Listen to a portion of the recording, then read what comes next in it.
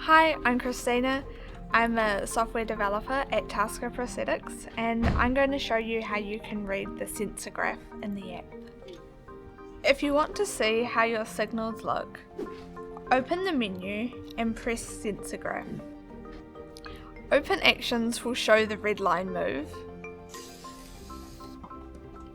and Close Actions will show the blue line. The sensor graph is used to show what the TASKA hand is reading from the EMG sensors.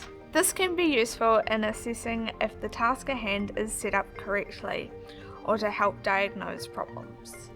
If you want more information on how to use the MyTASKA app, check out our other videos on YouTube.